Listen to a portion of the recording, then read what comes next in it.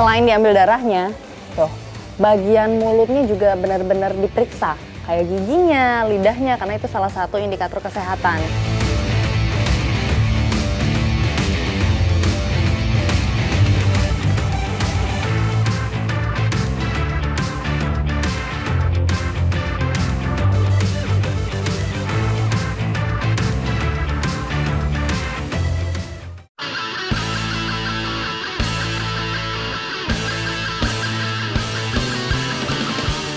Indonesia adalah negara dengan populasi sapi yang cukup besar.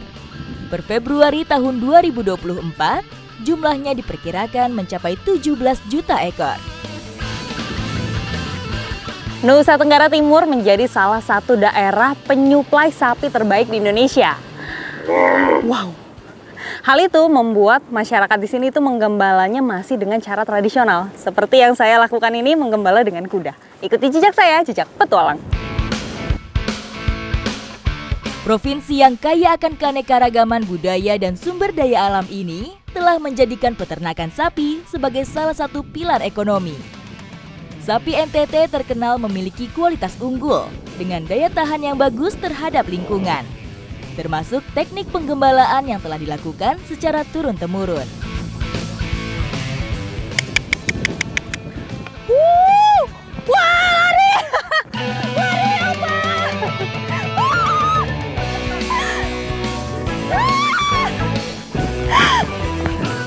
Tiba-tiba, kuda yang saya tunggangi melaju dengan kecepatan tinggi.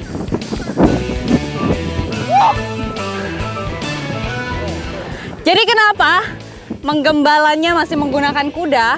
Itu untuk berjaga-jaga. Kalau sapinya tiba-tiba keluar dari kelompoknya, bisa dikejar dengan kuda. Karena kuda larinya tuh sangat cepat. Terbukti tadi saya dibawa kabur nih sama Opa. Opa, jalan saja, jangan lari-lari dulu. Ayo, lagi. Pelan, Opa.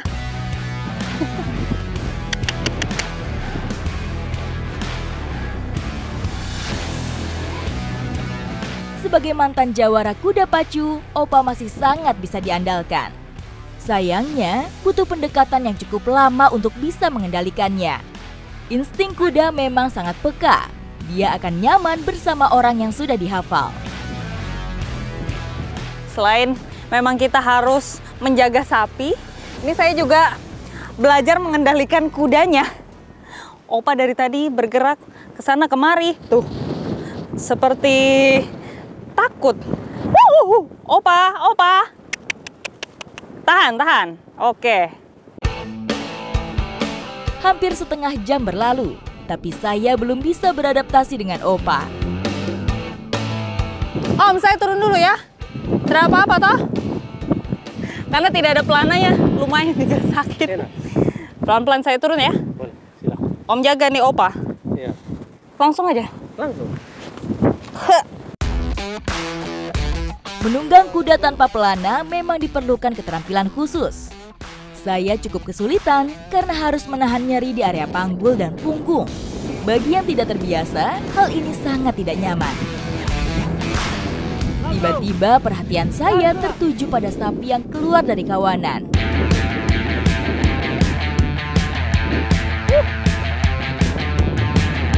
Kencang sekali dia lari. Ah, itu kudanya lagi ngejar sapi yang terlepas dari rombongan kelompoknya.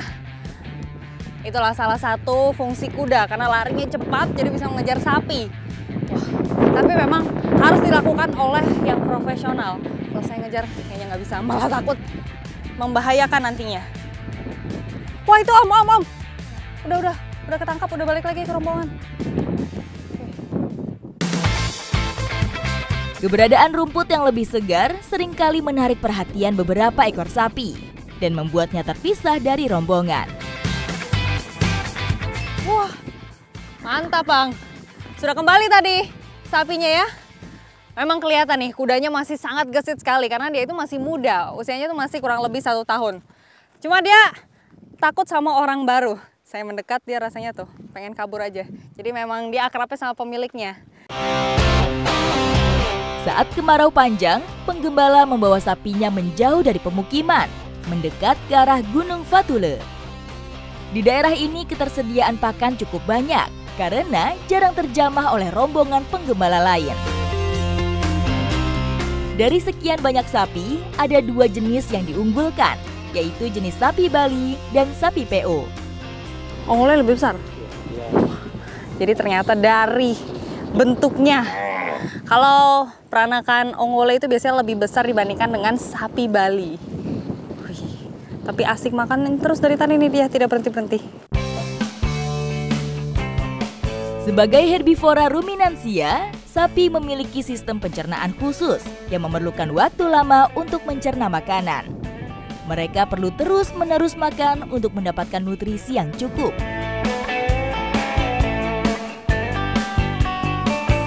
Wah, ini karena sudah semakin sore, jadi sapi-sapinya kembali ke kandang ya.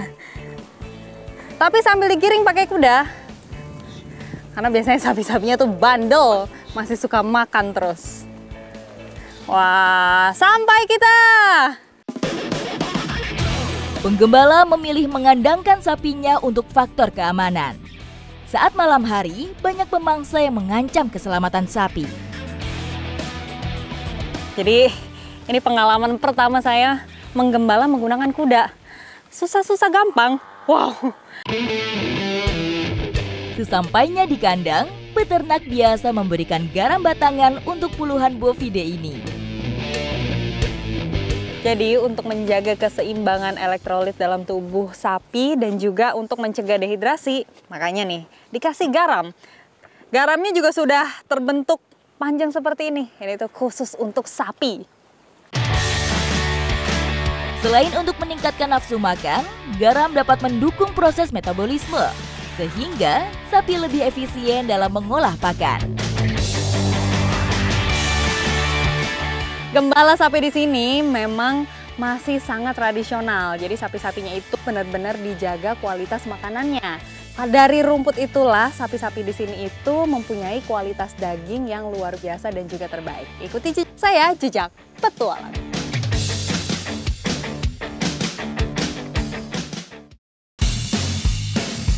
Pulau Timor memiliki suhu yang cukup ekstrim, mencapai 35 hingga 40 derajat Celcius. Namun, daerah ini justru menghasilkan sapi dengan kualitas terbaik. Ngomongin soal sapi yang ada di Kupang, itu nggak lepas dari Pasar Camplong yang merupakan pasar terbesar yang ada di NTT. Nah, gimana keseruannya? Ikuti jejak saya, jejak petualang. Dalam 1 minggu, pasar ternak ini hanya beroperasi 2 kali, pada hari Senin dan Selasa. Di hari lain, peternak dan pedagang mempersiapkan sapi-sapi mereka sebelum diperjualbelikan. Di sini, sapi-sapi yang didatangkan itu tidak hanya dari daerah Camplong saja, tapi ada juga dari beberapa daerah lain. Nah ini, sapi belum diturunkan, tapi semua pembelinya udah bersiap-siap untuk menawarkan harga sapi. Pembeli berebut untuk mendapatkan sapi incaran. Jika sesuai kriteria yang diinginkan, transaksi bisa langsung dilakukan. Sapi yang diturunkan itu langsung diikat di sini nih. Jadi pembeli bisa langsung melihat-lihat kondisi sapinya bagaimana yang sesuai kriteria untuk dibeli. Sapi yang dijual bukan hanya sapi gembala atau yang biasa dipelihara di kandang. Sapi yang ditutup matanya ini adalah sapi liar. Peternak biasanya hanya akan menangkapnya untuk dijual. Memang di sini jenis pembeli itu bermacam-macam. Ada yang untuk diternak lagi, ada yang memang langsung dijual. Tapi dilihat-lihat juga nih sapinya. Kebetulan Bapak membeli sapi yang masih remaja karena supaya bisa diternak lagi. Dia masih aktif pergerakannya. Tapi kalau sapi yang sudah tua itu biasanya akan langsung dipotong.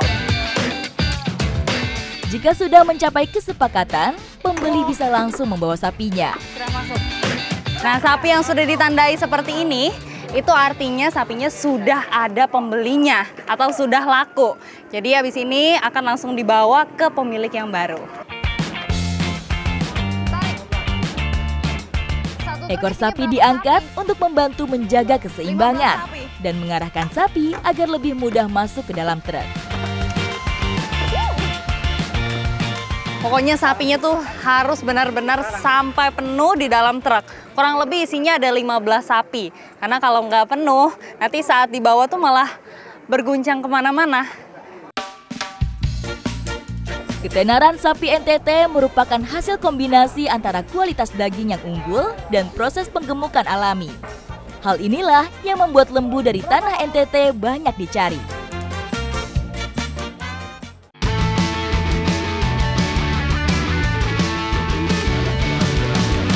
Ada sapi baru datang, teman-temannya langsung nyambut.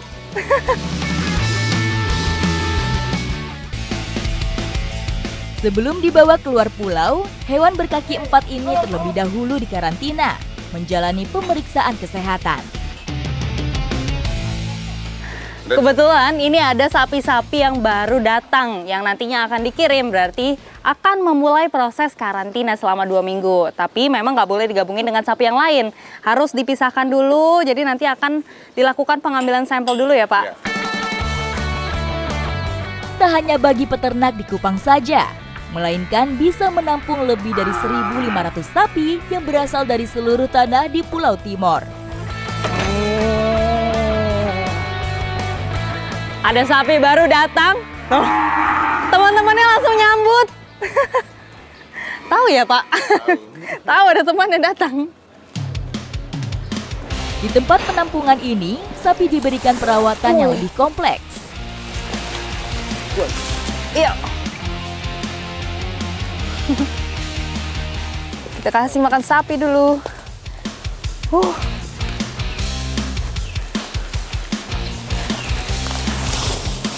Sapi-sapi di sini itu biasa dikasih makan dalam 1 hari 4 kali.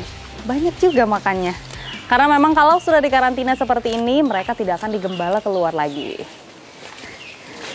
Ini sudah cukup di sini, Pak? Ya, cukup. Lanjut yang sebelah sini ya. Virus dan bakteri memiliki siklus reproduksi dalam tubuh inang yang berlangsung sekitar 14 hari. Dengan karantina selama ini, diharapkan siklus reproduksi tersebut terputus dan sapi benar-benar dalam keadaan bersih. Memang yang bertugas memberi makan dan juga memberi minum sapi-sapi yang ada di sini itu namanya adalah kleder. Nah ini nih, Abang kleder. Nah kleder itu selain bertugas menjaga sapi di sini, kleder juga bertugas menjaga sapi sampai ke lokasi tujuan. Benar-benar ngikutin terus untuk menjaga keberadaan sapinya itu tetap aman dan kesehatannya juga tetap terjaga ya. Kleder adalah pengawal pengiriman sapi dan bertugas mengawal hewan ternak sampai ke tempat tujuan. Tugas ini diberikan karena mereka sudah dekat dan mengenal karakter sapi-sapinya. Dibandingkan dengan orang lain, mereka lebih bisa menangani sapi-sapi ini. Tidak hanya asupan makanan yang benar-benar diperhatikan, kesehatan sapi menjadi penting. Salah satu cara untuk memastikan kesehatannya diperlukan pemeriksaan darah untuk mengidentifikasi fungsi organ. Tak hanya itu, tes darah dapat mengevaluasi status nutrisi, seperti kekurangan vitamin atau mineral. Jadi pada saat proses pengambilan darah, kepala sapi itu harus digantungkan supaya posisinya itu agak ke atas. Atau mungkin bahasa sehari-harinya seperti mendengak seperti itu. Supaya nanti pada saat diambil darahnya di sekitar sini, nah itu akan lebih keluar darahnya. Karena ada yang dibendung. Wah, berontak ini sapinya.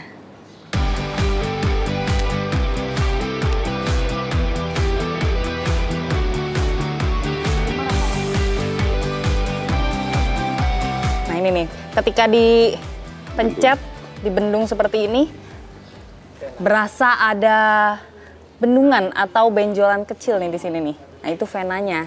Jadi kita ngambilnya di sini ya Pak? Iya.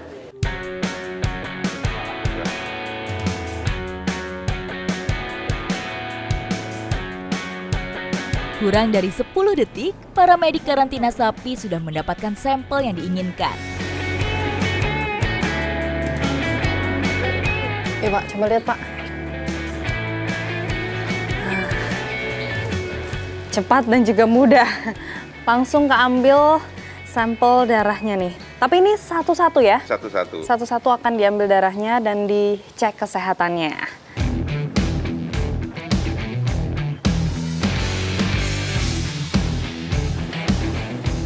Tapi kalau misalnya ada sapi yang ternyata lagi sakit gitu Pak? Ditinggalkan Bu. Ditinggalkan ya? Sampai sembuh dulu?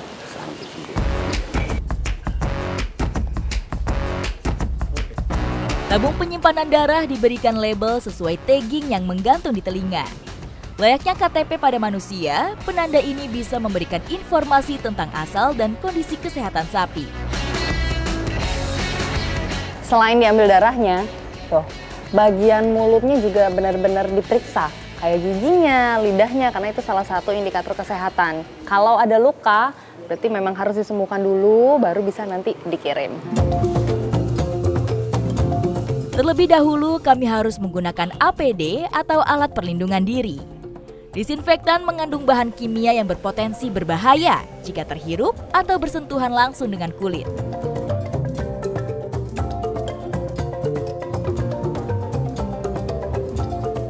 Nah, setelah kita ngecek kesehatan dari sapi, lanjut untuk disemprotkan cairan disinfektan ke badan sapi supaya lalat-lalat yang ada di badan sapinya itu hilang. Lalat berbahaya bagi sapi karena menjadi faktor bagi berbagai penyakit seperti infeksi bakteri dan parasit. Mereka dapat membawa organisme berbahaya dari satu hewan ke hewan lainnya. Tuh, setelah disemprot terlihat lalatnya itu langsung mati dan juga hilang dari badannya. Tak menunggu lama, kurang dari 5 menit, cairan ini berhasil membunuh serangga yang berukuran besar hingga tidak terlihat sekalipun. Berarti nanti tinggal kasih makan sore dan juga menjelang malam. Oke Pak, kita udah selesai berarti di sini. Siap. Itulah dia kenapa sapi-sapi di NTT itu disebut sapi unggulan, karena kesehatannya benar-benar terjaga, makanannya juga tercukupi. Bahkan di sini itu belum ada penyakit kulit seperti PMK dan juga LSD, PMK dan juga LSD. Jadi benar-benar semuanya aman.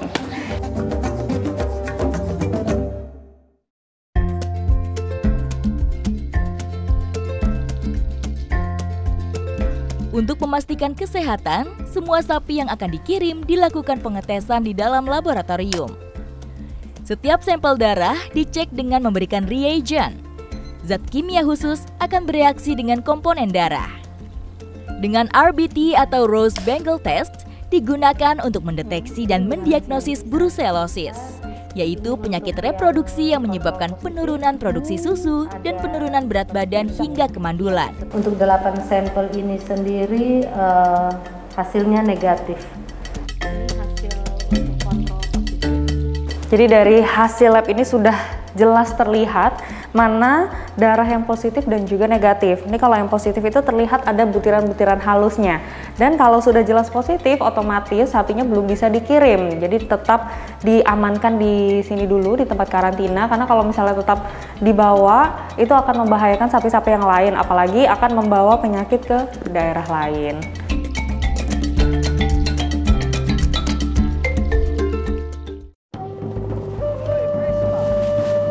Sebelum sapi dimuat, kleder harus menyediakan asupan pakan untuk beberapa hari ke depan selama penyeberangan. Nah ini nih, sapi yang sudah selesai dikarantina siap akan dibawa keluar kota, dimasukkan ke dalam kapal khusus ternak.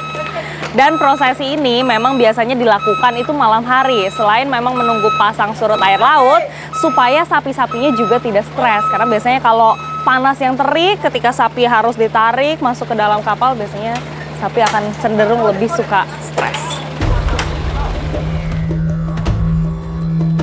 Sapi dengan kondisi yang stres lebih mudah terserang penyakit. Pada akhirnya dapat menyebabkan penurunan kondisi tubuh dan nafsu makan. Alhasil harga turun saat sampai di pembeli karena penurunan berat badan. Camaran Nusantara adalah jenis kapal khusus yang dirancang dan dioperasikan untuk mengangkut ternak. Tak hanya sapi, segala jenis hewan ternak bisa didistribusikan ke berbagai daerah. Kondisi sapi-sapi yang ada di kapal khusus ternak ini tuh sama seperti yang ada di tempat karantina. Pokoknya perlakuannya harus sama persis, mulai dari makanannya, terus minumannya juga. Makanya kleder ada di kapal itu penting sekali sampai nyampe di tempat tujuan.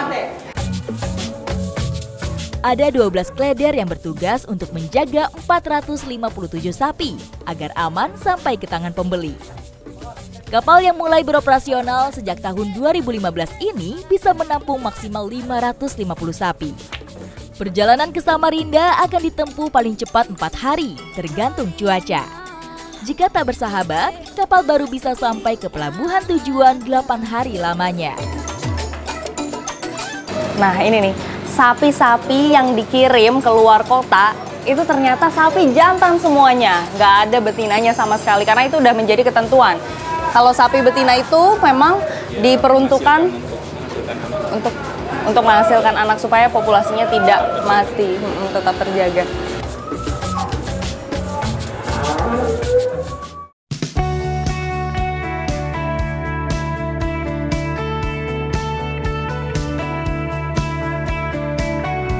Tergiur dengan cerita tentang kelezatan sapi NTT, kurang lengkap rasanya jika saya tidak mencicipinya langsung.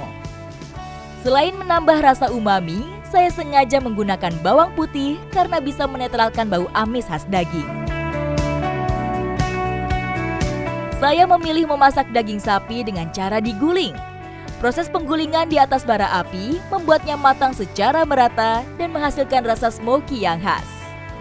Daging sapi yang diguling memiliki lapisan rasa yang begitu kaya, sehingga berpadu sempurna dengan aroma rempah yang menggugah selera.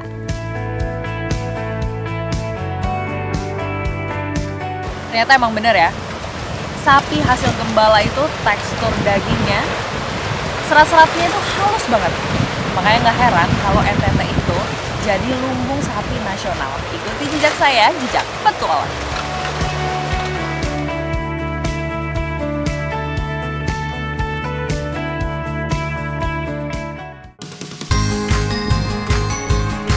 Padang savana Lailufu ini benar-benar terlihat indah dan juga cantik sekali.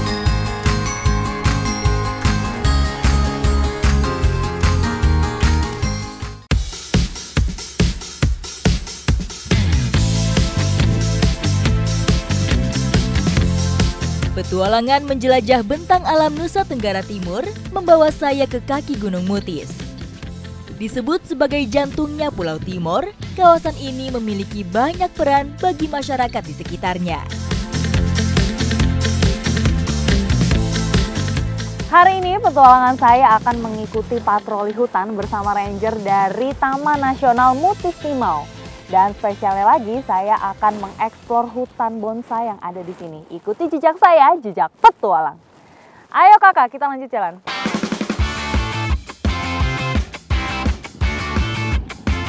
Motor menjadi satu-satunya alat transportasi para petugas patroli untuk menjangkau setiap sudut area seluas 12 hektar ini. Padang savana Lailufu ini benar-benar terlihat indah dan juga cantik sekali. Tuh, bahkan di sana masih banyak kuda dan juga sapi liar mereka. Jadi makan-makanin rumput, benar-benar terlihat bagus sekali. Bagi 3 desa di sekitar Gunung Mutis, padang savana bukan hanya sekadar lahan, melainkan menjadi sumber penghidupan turun-temurun. Savana dimanfaatkan sebagai ladang hijau untuk memenuhi kebutuhan pakan ternak. Setidaknya, terdapat 3 desa yang memanfaatkan lahan ini untuk tempat penggembalaan. Semakin jauh kaki melangkah, saya dibuat takjub dengan karakter pohon dan kondisi hutan yang saya temui. Wah, sampai juga kita di hutan bonsai. Ini nih, ada salah satu pohon yang menarik perhatian saya karena pohon bonsainya ini ternyata ada 2 jenis pohon. Nah ini nih, 2 pohon yang melilit antara pohon cantigi dan juga ampupu. Bentuknya seperti bonsai dan itu terbentuk secara alami.